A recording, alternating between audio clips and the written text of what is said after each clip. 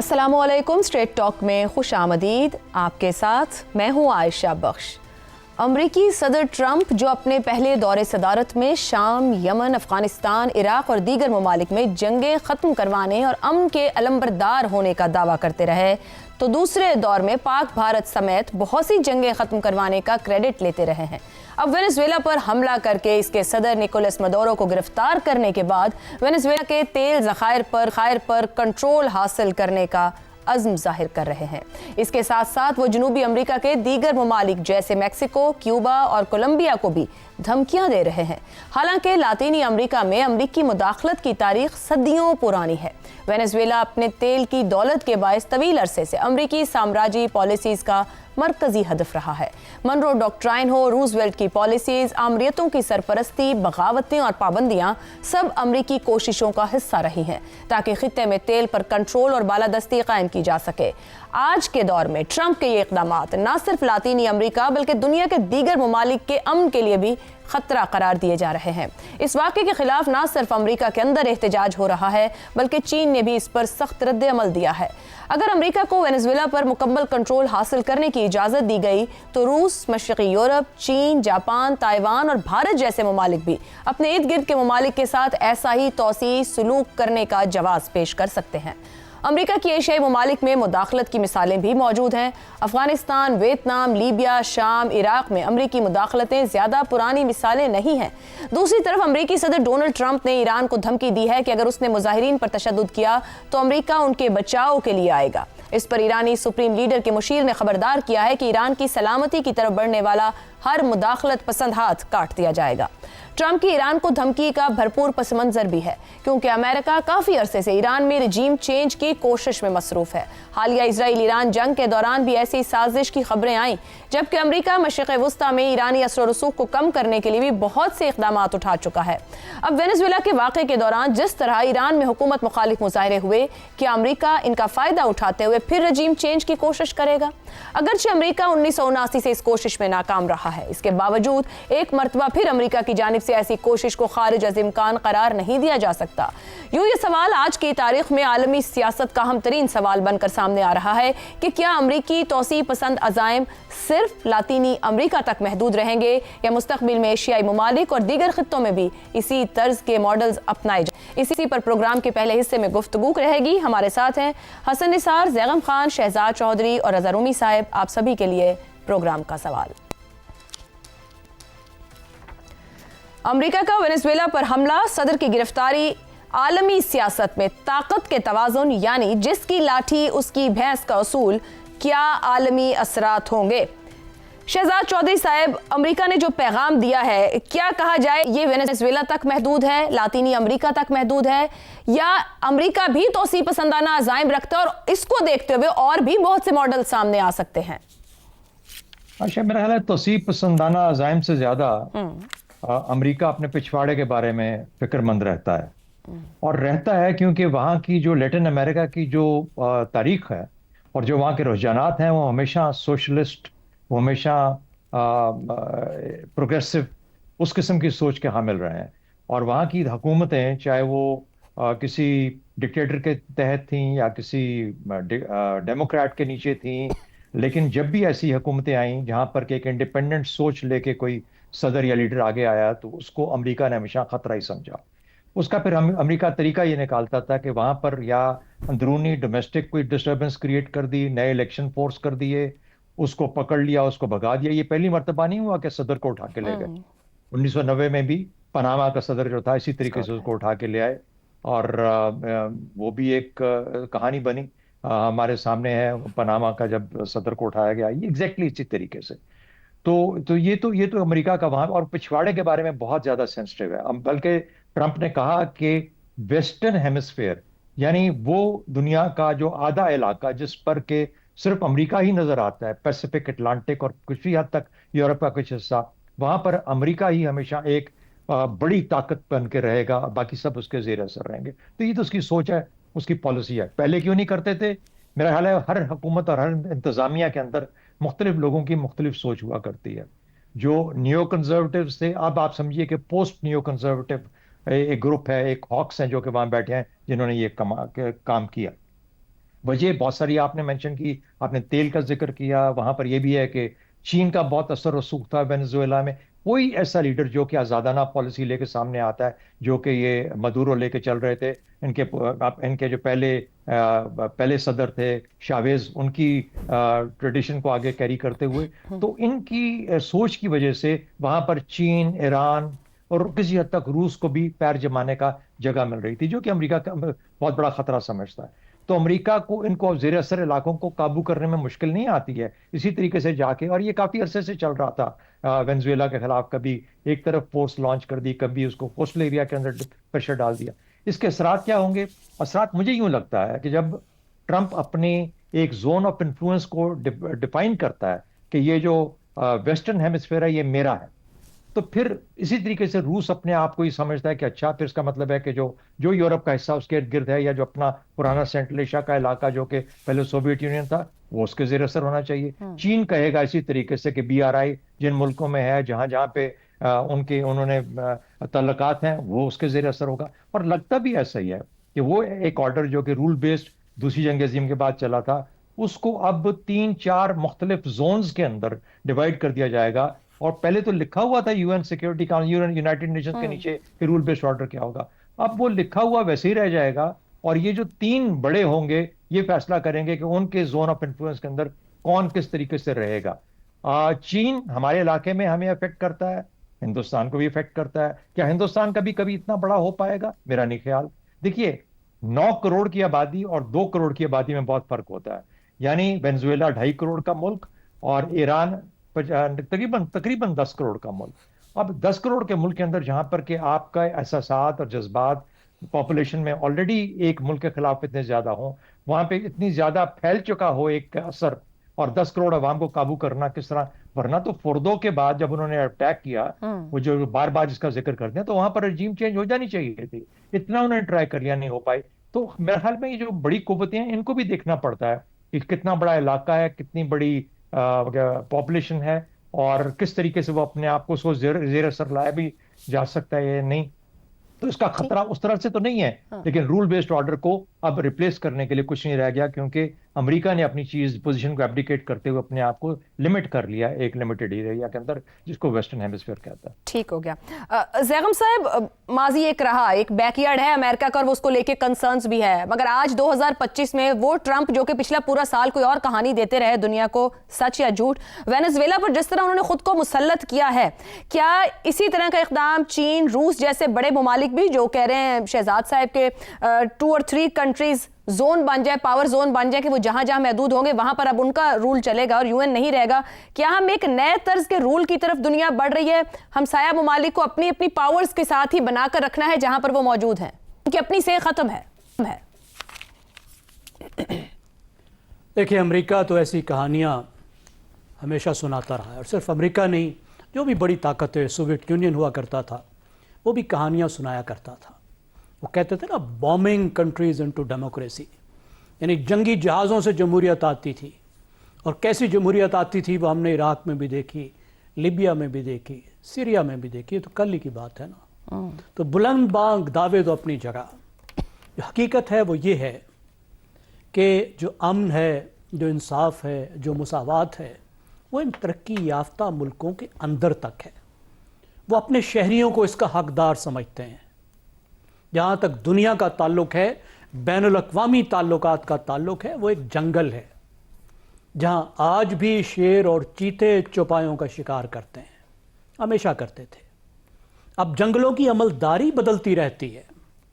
جو بات آپ نے پوچھی کہ ایک طاقت ہے دنیا میں ڈومینیٹ کرنے والی, یا ایک سے زیادہ طاقتیں ہیں دنیا میں ڈومینیٹ کرنے والی.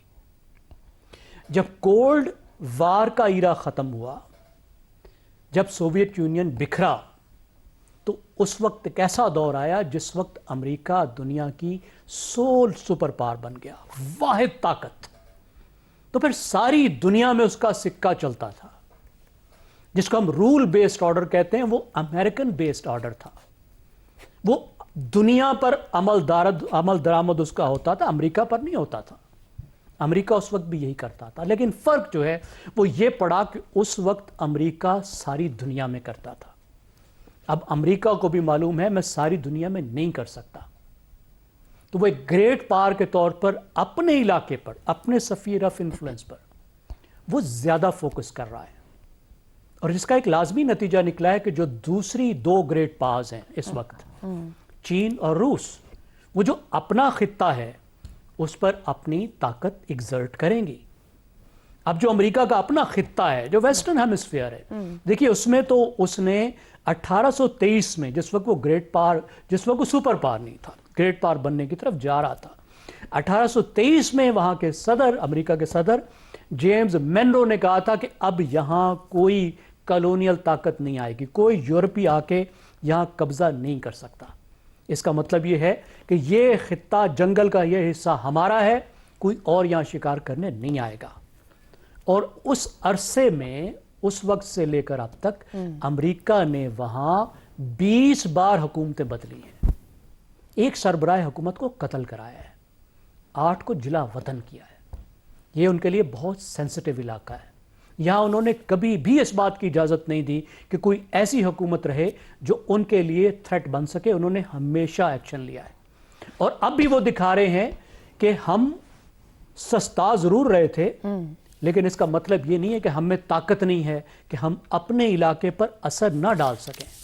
अब भी बुलंद बांग दावे हैं उसके, कानून की हुक्मरानी है, गैर कानूनी हुक्मरान तो उसको हमने निकाल दिया, गैर कानूनी तारके वतन यहाँ से आ रहे हैं, जराइम आ रहे हैं, नारकोटिक्स आ रहे हैं, ये हमारे दुश्मन बैठे हुए हैं। लेकिन हकीकत ये है कि उसने अक़वाम मुत्तहिदा से इजाज़त नहीं ली, गैर कानूनी काम उसने खुद किया है। और एक बहुत ही अहम बात जिसको एक्सपर्ट्स याद दिला रहे हैं वो क्या है, देखिए वो कहते हैं कि अब तक की जो दुनिया थी वो ताकत की दुनिया थी, अब माशी ताकत बहुत अहम हो चुकी है। अब मुल्क ये देखते हैं कि कौन उनके पास आके पोर्ट्स में इन्वेस्ट कर सकता है, पावर ट्रांसमिशन लगा सकता है, डिजिटल इंफ्रास्ट्रक्चर बना सकता है, कौन है जो आके उनको इंफ्रास्ट्रक्चर देगा, उनकी मदद करेगा, डेवलपमेंट पार्टनर कौन होगा, उनसे मिनरल्स कौन लेगा।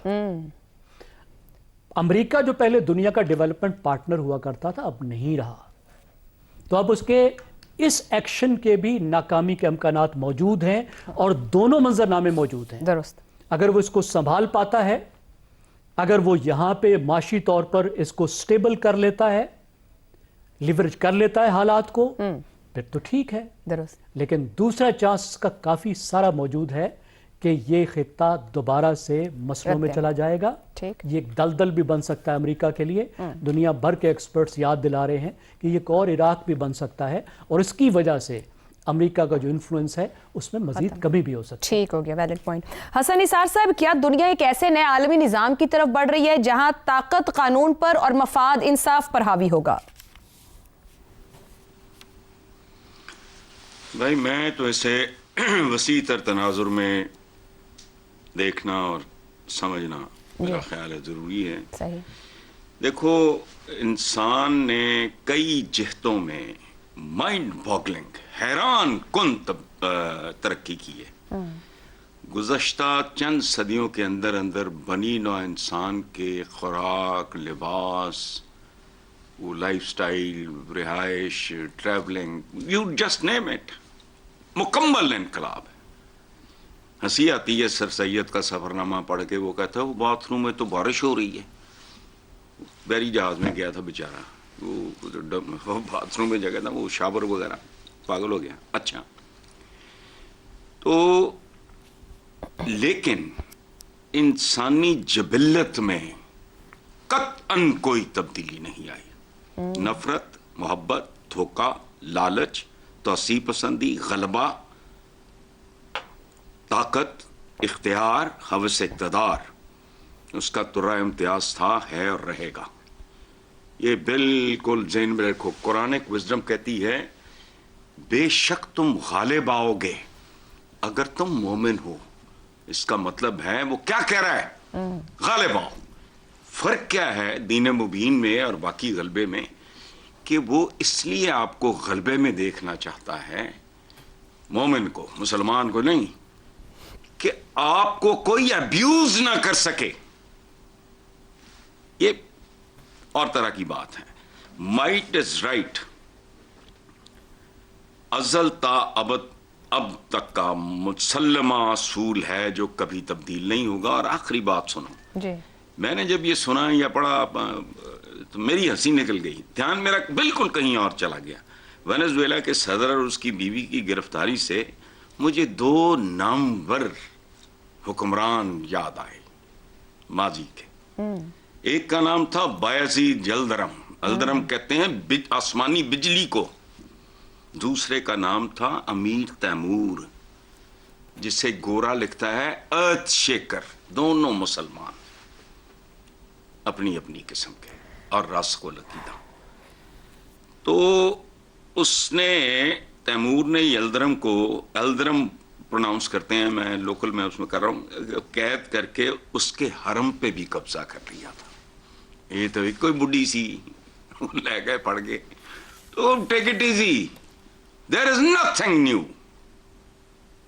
माइट इज राइट, अजल से अब तक। अल्लाह को अल्लाह हम इसलिए मानते हैं ना कि अल्टीमेट, और क्या है। ठीक हो इसके गया। बावजूद बात समझ माइट इज राइट, ये सिविलाइज्ड और डेवलप्ड वर्ल्ड में भी इंसानी हकूक और सब बातें पीछे रह गई हैं। अमन जमहूरियत और यार सिविलाइज्ड मैंने कहा है ना कि कई डायरेक्शंस में आपने तरक्की की है। दुरुस्त कह रहे हैं, दुरुस्त। जबिल्लत जो है वो नहीं बदली इंसान की। जबिल्लत हाँ, बिल्कुल नहीं। क्या भूख लगनी बंद हो गई है? क्या हवसे सर नहीं है? दुरुस्त कह हवसे रहे हैं। इक़्तिदार नहीं है? बिल्कुल कुछ भी तब्दील नहीं हुआ अगर गहराई में जाके देखो। दुरुस्त। रज़ा रूमी साहब, ट्रंप ने क्यूबा के बारे में भी कहा कि वो तो बस खत्म ही हो गया, समझो अगर ये वेनेजुएला को जिस तरह उन्होंने पकड़ा है उनके सदर को, मगर ईरान के लिए भी धमकी लगाई है कि उनके मुजाहिरीन के दिफा में और वहां पहुंचने की भी। क्या अमेरिका फिर से ईरान में रजीम चेंज की तैयारी में आपको नजर आता है? बैकयार्ड की तो बात सब करेंगे जी, बड़ा कंसर्न और कॉन्शियस है, लेकिन क्या यहां तक भी कार्रवाई करने को तैयारी करेगा? देखिए आशा का जहां तक तो लातीनी अमेरिका का ताल्लुक है उसके बारे में तो काफी बात हो गई है कि अब दोबारा से 19वीं सदी का जो अमेरिका की एक पॉलिसी थी कि इस खिते में वेस्टर्न हेमिस्फेयर जैसे कहा जाता है, लातीनी और मरकजी अमेरिका जो है उसके ऊपर हमारी इजारादारी होगी और कोई इधर आने की जरूरत ना करे। तो चीन जो वहां पर अपनी काफी जो है सरमायाकारी भी कर चुका है और तेल और गैस और दीगर ज़खायर जो हैं, मिनरल्स जो हैं, मादनियात, उनके हवाले से भी वहाँ पर उसकी नज़र है। ये उसको भी एक पैगाम दिया गया है कि आप अपना एरिया खुद तयन कर लीजिए, हमारे नेबरहुड में मत आए। और यही वजह है कि उन्होंने, आपने ईरान की बात की, उन्होंने कोलंबिया को भी धमकी दी है, क्यूबा को भी दी है, और ग्रीनलैंड के ऊपर जो उन्होंने आते ही ऐलानात किए थे कि ग्रीनलैंड को वो हिस्सा बनाएंगे, वो भी उसके ऊपर भी काम शुरू हो चुका है। यही इतलात इस वक्त आ रही हैं। अब खुदा जानता है कि ये हो पाएगी कि नहीं, लेकिन ये बात ज़रूर है कि यहाँ पर जो कुदरती वसाइल के ऊपर एक जो कब्जे का प्लान है वो इस वक्त कार फरमा है। और वेनेजुएला भी, उनको ना तो वहाँ पे कोई जमहूरियत से, ना डिक्टेटरशिप से, ना इंसानी हकूक से मोहब्बत है। दुनिया के तकरीबन 18 से 20% टोटल ज़खायर जो है तेल के वहाँ मौजूद है, और वो तेल है, याद रहे, जो कि जिसकी रिफाइनरीज अमेरिका में ऑलरेडी 3 या 4 स्टेट्स में लगी हुई हैं। इसलिए ये बहुत ही मोटी मोटी बात जो है वो ये है। और इसी वजह से आप देखें कि इतनी महारत से और इतनी जैसे कहना चाहिए डिटेल में जाकर ये ऑपरेशन किया गया कि जिस तरह से हम वेनेजुएला की फौज, उसकी प्रेसिडेंट मरूदो की सिक्योरिटी, और हत्ता कि वहाँ के जो सियासी उनके मुशीर और वज़रा हैं, वो भी यूं ही लगता है कि सब ऑन बोर्ड थे इस इक़दाम पर। अब सवाल ये पैदा होता है कि क्या ये मज़ीद मामला आगे बढ़ेगा, क्या ये ईरान की तरफ भी जाएगा? देखिए, ईरान का मामला कुछ मुख्तलिफ है, अगरचे कि वहाँ पर आपको पता है कि पोम्पियो जो साबिक एक वज़ीर रह चुके हैं और बड़े अहम ओहदों पर रहे, उन्होंने तो बाकायदा ट्वीट भी किया। उन्होंने कहा कि वो तमाम ईरानी जो सड़कों पर मुजाहरे कर रहे हैं उनको नया साल जो है उसकी मुबारकबाद दे रहे हैं। साथ में उन्होंने कहा कि जो लोग उनके मोसाद के एजेंट्स उनके साथ चल रहे हैं उनको भी हैप्पी न्यू ईयर कह रहे हैं। तो बहुत ही वाज़ेह आपने देखा कि इससे पहले जब इजराइल ईरान की जंग हुई तो उसमें जिस तरीके से निशाना बनाया गया ईरान की मिलिट्री को, उसके टॉप जनरल्स को, وہ بھی قابل ذکر اور اس کو یاد کروانے کی ضرورت ہے، کیونکہ اتنی انفارمیشن تھی ان کے پاس اور انہوں نے اس حد تک پینیٹریٹ کر لیا ہوا تھا کہ ان کے گھروں میں جہاں وہ جن کمروں میں بیٹھے ہوئے تھے ان کا بھی پتا تھا اسرائیل کو کہ انہوں نے کون سی بلڈنگ میں کون سی کھڑکی میں میزائل مارنا ہے، یعنی کہ بلڈنگ بھی تباہ ہونا اور سیدھا وہ نشانے پر ٹھگا ٹھگ لگ رہا تھا کام. تو یہی عالم ہے اس وقت کہ ایران میں بالکل ایک اسرائیل کی یہ کوشش ہے، مگر یہ کام بوٹس آن گراؤنڈ کے بغیر ہوتا نہیں ہے، کیونکہ ایرانی لوگ غصے میں تو ہیں اپنی حکومت سے، مہنگائی اور دیگر جو ان پر معاشی افتاد دان پڑی ہے، لیکن کیا وہ ایک جسے کہتے ہیں فورن ایلیمنٹ جو ہے وہ آ کر اگر ان کے ملک میں رژیم چینج کرے گا تو کیا وہ اس کا ساتھ دیں گے؟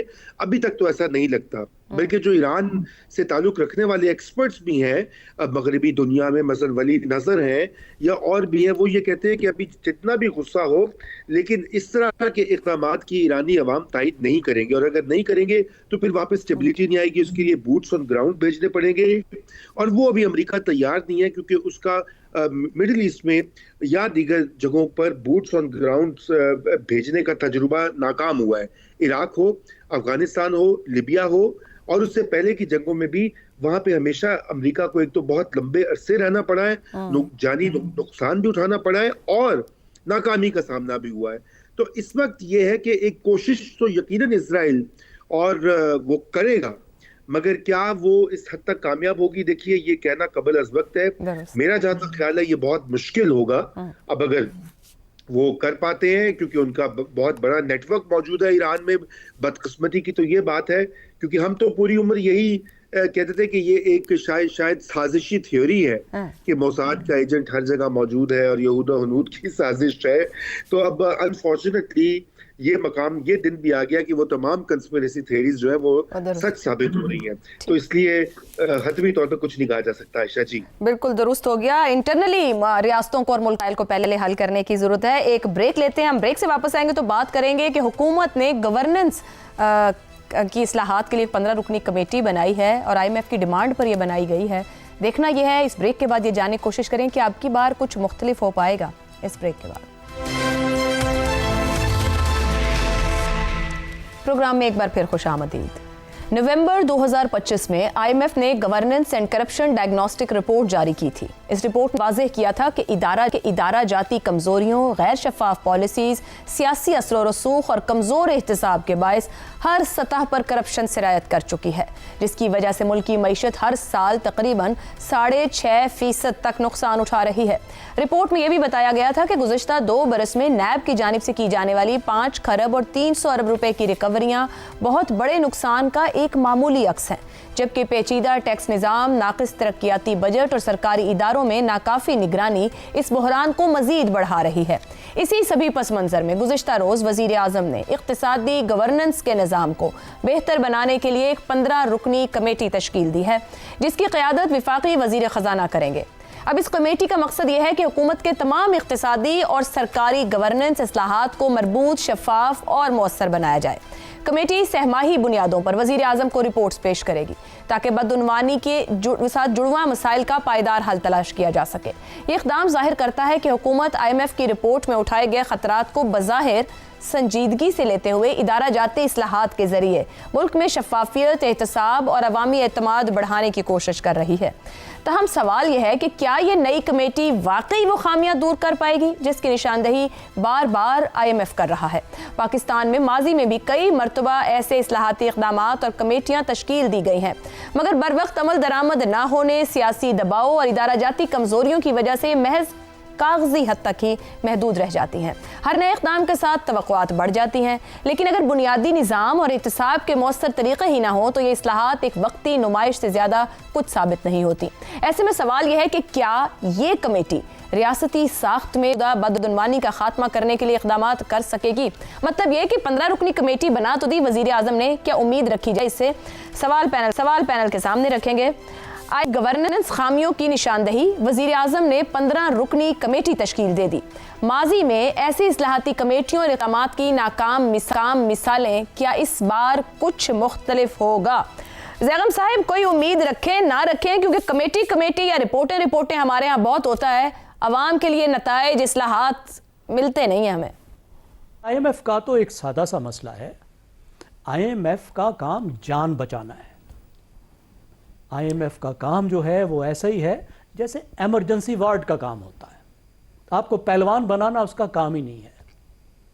पहलवान बनना, अच्छी हेल्थ मेंटेन करना, अच्छी ग़िज़ा खाना और सेहतमंद अपने आप को बनाना, ये आपका अपना काम है।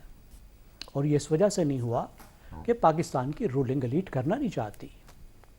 और देखिए, रूलिंग एलीट की जो दोनों या तीनों साइड्स हैं वो इसको रेसिस्ट करती हैं। कमेटियां बनती हैं, कमेटियों में भी वही मशवरे दिए जाते हैं, लेकिन जो बात की जाती है उसको कहीं कानूनी शक्ल देनी होती है, उसके लिए कुछ ज़वाबित बनाने होते हैं।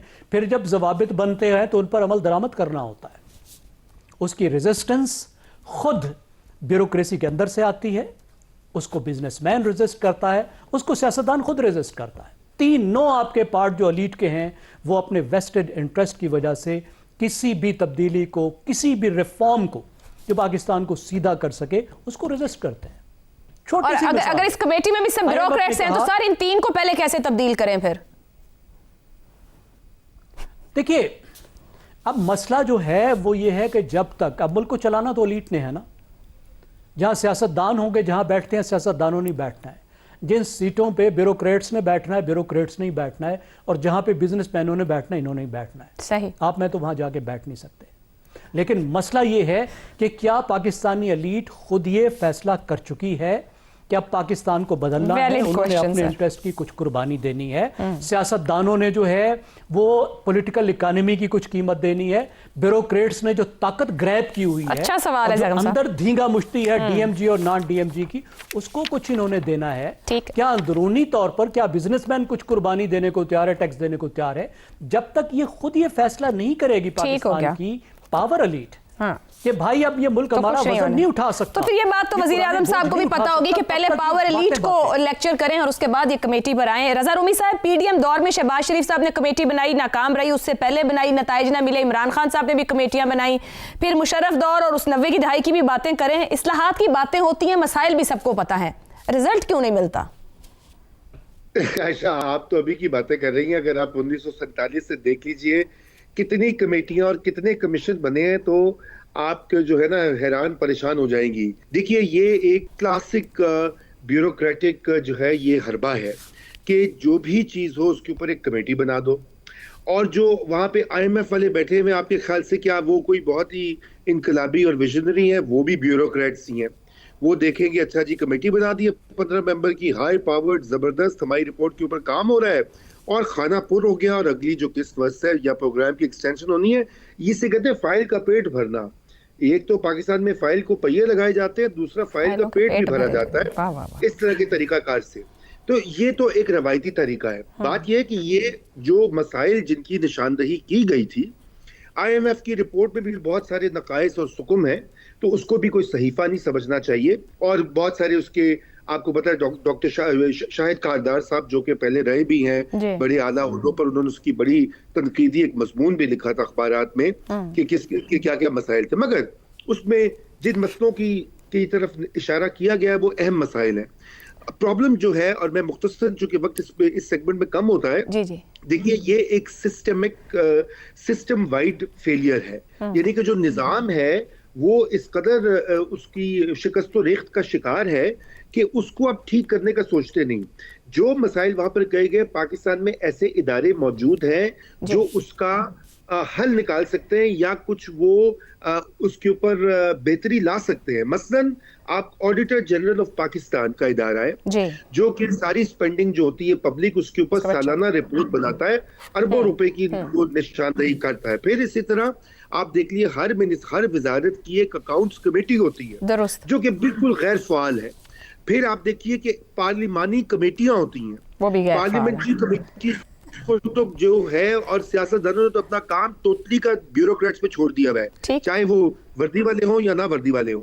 और फिर फाइनल जो होता है इसमें आयशा एक और अहम चीज है, कंपटीशन कमीशन ऑफ पाकिस्तान, जी बिल्कुल, उसका भी एक काम है कि वो प्राइवेट सेक्टर के अंदर जो मुख्तलिफ कार्टेल्स माफिया हैं उनका मुहासबा करे। ठीक हो गया। ये सारे इदारे इस वक्त डिसफंक्शनल है, उनके ऊपर एक कमेटी और बना दे तो क्या फर्क होगा? दुरुस्त हो गया रजा साहब, मसाइल तो हैं, हल तलाश में हैं। हम एक ब्रेक के बाद गुफ्तगू आगे बढ़ाते हैं। हसन निसार साहब, हर बात जाकर पावर एलीट पर खड़ी हो जाती है जो मुल्क को रन कर रही है। क्या अशराफिया को अंदाजा है जब रियासती निजाम सांस ही नहीं ले सकेगा तो रूल किस पर करेंगे, राज कैसे होगा? देखें, बात सुने, मैं किताबें जाहिर है मेरी तो इतनी एज नहीं है, मैं साबित कर सकता हूँ पाकिस्तान की अशराफिया फेक है, ये अशराफिया है ही नहीं। 1857 को जिसको आप गदर कह लो, म्यूटनी कह लो, जंग आज़ादी कह लो, ज़रा उसको थोड़ा तफसील में जाके पढ़ो। खैर, IMF को इमरजेंसी वार्ड करार देकर ज़ैगम साहब ने बुनियादी तौर पे बात ही ख़त्म कर दी है। यहाँ हम लोग लफ्ज़ों को जानते पहचानते और समझते नहीं हैं। बहुत खूबसूरत, इसके बाद बात करनी बनती नहीं मेरी, लेकिन वो खाना पूरी है, मैं मजबूरी है, 4 जुमले बोलूँगा मैं। देखें, बात सुने, नीयतों और अहलियतों में खोट हो तो 15 रुकनी क्या, आप 15 लाख रुकनी इस्लाहाती कमेटी भी बना लें। ये जो अभी बताया गया है तफसील, ये तो मिस्त्रियों वाला काम है। कौन क्या क्या करता, मोटी बात क्या है, क्या बॉटम लाइन क्या है सारी बात की। जितनी मर्जी कमेटियां तश्कील दे लें, तजलील ही हमारा मुकद्दर रहेगी। कमेटियां नहीं, किरदार, किकबैक्स और कमीशन नहीं, कमिटमेंट, प्रोटोकॉल्स नहीं, परफॉर्मेंस, और इनमें से कुछ भी हमारे पास नहीं है। इसलिए वो जो आपने कहा है ना कि मुस्तकबिल में कोई हो को फलाना, इस बार कोई मुख्तलिफ नहीं होगा, कोई मुख्तलिफ नहीं होगा, कुछ भी मुख्तलिफ नहीं है। इस निजाम को तेजाब से गुस्ल दे दें सर, अब तो वरना कुछ नहीं होगा, जो मर्जी का। ठीक हो गया है। शहजाद साहब, हर सियासी जमात IMF के दरवाजे पे गई, गुज़िश्ता 2 साल से गवर्नर इस्लाहात को लेकर बेतहाशा तजावीज़ हैं। ये जो शराफिया यहाँ तक लाई है, अब इससे हम कोई उम्मीद ना रखें क्योंकि इनकी सिंसेरिटी पे ही शक है सबको। अच्छा, हट के मैं समझता हूँ हम बहुत हल्का लफ्ज यूज करते हैं, करप्शन।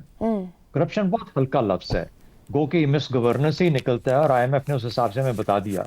असल में ये मुआशी नाकामी है, और अगर मैं इसको आगे ले जाऊं तो कौमी नाकामी है। मुआशी नाकामी ही कौमी नाकामी है, या कौमी नाकामी ही मुआशी नाकामी। इन दोनों को जिस तरीके से मर्जी इस्तेमाल कर लें। उसकी वजह क्या है?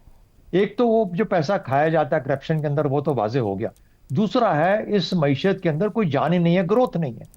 और ग्रोथ ना होने की वजह यह है कि इसकी साख तब्दील करने को तैयार कोई नहीं, यानी ना करप्शन रोकने को कोई तैयार है, और ना ही इसकी साख्त और स्ट्रक्चर्स बदलेगा ताकि ग्रोथ इसमें आ जाए, किसी तरीके से जान पड़ जाए। अब ये काम किसने करना है? इसके लिए क्या चाहिए? जो मफादात का टोला बैठा हुआ है, जिसने इसी मईशत को हमेशा से पिछले 80 साल से पकड़ के रखा हुआ है कि ऐसे ही चलेगी, उसको बदलना है, उस सोच को बदलना है। कौन बदले? क्योंकि वही लोग सियासत में भी हैं, वही लोग बिजनेस में भी हैं, वही लोग पॉलिसी के अंदर भी हैं। अब इनको बदलने के लिए पॉलिटिकल विल चाहिए। पॉलिटिकल विल तो फिर डार साहब को दिखानी पड़ती ना, अगर डार साहब इसके हेड बन जाते। सुन ये रहे थे, मैं ही सुन रहा था कि डिप्टी प्राइम मिनिस्टर डार साहब को लगाया जाएगा। अब डार साहब को जिम्मेदारी IMF ने जो आइडेंटिफाई किया, उसके बाद ये करनी पड़ जाती और पॉलिटिकल विल दिखानी पड़ जाती, तो वहां पे तो है ही कुछ नहीं। क्योंकि वो जितना भी सरिया है वो सारे का सारा ऊपर तक या गर्दन तक रहता है, नीचे नहीं जाता, स्पाइन में नहीं जाता। इसलिए मेरा अपना अंदाजा यूं है कि वो भी फिर वजीर खजाना औरंगजेब साहब की झोली में डाल दिया गया है कि आप एक जगह और फेल हो जाएं। आपके फेल होने के बाद हम पक्का बता दें कि जी देखें, आपका वजीर खजाना जो आपने लगाया था, ना वो मईशत को ठीक कर सका, ना वो कमेटी हमने बना के दी, ना उसको चला सका, ना वहां से कोई तब्दीली कर सका। इसलिए सबसे पहले तो इसको खाली फारिग किया जाए, और फिर उसके बाद शायद कोई अपना बंदा ला के कहा जाए कि अब मुझे 3 साल और चाहिए। तो कहने का मतलब ये है कि जहां पॉलिटिकल विल की एब्सेंस होगी, और पॉलिटिकल विल दिखाना मकसूद ही नहीं है, इसीलिए सियासतदानों को दूर रखा जाता है। इसलिए वजीर खजाना साहब आ गए, और इसलिए उसी तरह पे काम चलेगा जिस पे आप करते रहे। हाँ, इससे कोई थोड़ी सी टाइम और खरीदा जा सकेगा, स्पेस और ले लेंगे कि हमें थोड़ा सा वक्त और दे दें। ठीक हो गया जी, आप चारों का बहुत शुक्रिया। आज के लिए प्रोग्राम से इतना ही, इजाजत दीजिए, अल्लाह हाफ़िज़।